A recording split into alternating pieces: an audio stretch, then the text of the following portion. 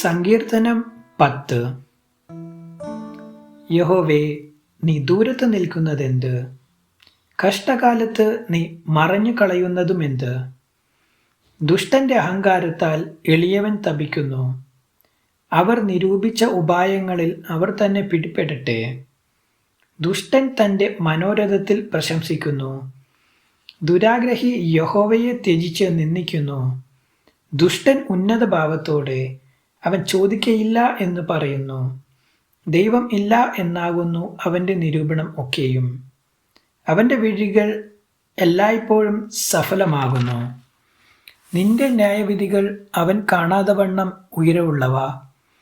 തന്റെ സകല ശത്രുക്കളോടും അവൻ ചീറുന്നു. ഞാൻ കുലുങ്ങുകയില്ല, ഒരു നാളും അനർത്ഥത്തിൽ വീഴുകയുമില്ല എന്ന് അവൻ തന്റെ ഹൃദയത്തിൽ പറയുന്നു. അവന്റെ വായിൽ ശാപവും വ്യാജവും സാഹസവും നിറഞ്ഞിരിക്കുന്നു. അവന്റെ നാവിൻ കീഴിൽ ദോഷവും അതിക്രമവും ഇരിക്കുന്നു. അവൻ ഗ്രാമങ്ങളുടെ ഒളിവുകളിൽ പതിയിരിക്കുന്നു. മറവിടങ്ങളിൽ വെച്ച് അവൻ കുറ്റമില്ലാത്തവനെ കൊല്ലുന്നു. അവൻ രഹസ്യമായി അഗതിയുടെ മേൽ കണ്ണുവെച്ചിരിക്കുന്നു. സിംഹം മുറ്റുകാട്ടിൽ എന്ന പോലെ അവൻ മറവിടത്തിൽ പതുങ്ങുന്നു. എളിയവനെ പിടിപ്പാൻ അവൻ പതിയിരിക്കുന്നു. എളിയവനെ തൻ്റെ വലയിൽ ചാടിച്ച് പിടിക്കുന്നു. അവൻ കുനിഞ്ഞ് പതുങ്ങി കിടക്കുന്നു. അഗതികൾ അവൻ്റെ ബലത്താൽ വീണുപോകുന്നു. ദൈവം മറന്നിരിക്കുന്നു. അവൻ തൻ്റെ മുഖം മറച്ചിരിക്കുന്നു. അവൻ ഒരു നാളും കാണുകയില്ല എന്ന് അവൻ ഹൃദയത്തിൽ പറയുന്നു. യഹോവേ, എഴുന്നേൽക്കണമേ. ദൈവമേ, തൃക്കൈ ഉയർത്തേണമേ. എളിയവരെ മറക്കരുതേ. ദുഷ്ടൻ ദൈവത്തെ നിന്ദിക്കുന്നതും നീ ചോദിക്കയില്ല എന്ന് തൻ്റെ ഉള്ളിൽ പറയുന്നതും എന്തിന്? നീ അത് കണ്ടിരിക്കുന്നു. തൃക്കൈ കൊണ്ട് പകരം ചെയ്യുവാൻ ദോഷത്തെയും പകയെയും നീ നോക്കിക്കണ്ടിരിക്കുന്നു. അഗതി തന്നെത്താൻ നിങ്കൽ ഏൽപ്പിക്കുന്നു.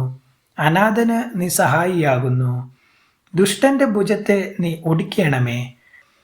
ദോഷിയുടെ ദുഷ്ടത ഇല്ലാതെയാകുവോളം അതിന് പ്രതികാരം ചെയ്യണമേ. യഹോവ എന്നേക്കും രാജാവാകുന്നു.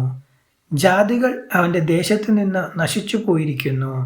ഭൂമിയിൽ നിന്നുള്ള മർത്യൻ ഇനി ഭയപ്പെടുത്താതിരിപ്പാൻ നീ അനാഥനും പീഡിതനും ന്യായപാലനം ചെയ്യേണ്ടതിന് യഹോവേ, നീ സാധുക്കളുടെ അപേക്ഷ കേട്ടിരിക്കുന്നു. അവരുടെ ഹൃദയത്തെ നീ ഉറപ്പിക്കുകയും നിന്റെ ചെവി ചായ്ച്ച് കേൾക്കുകയും ചെയ്യുന്നു.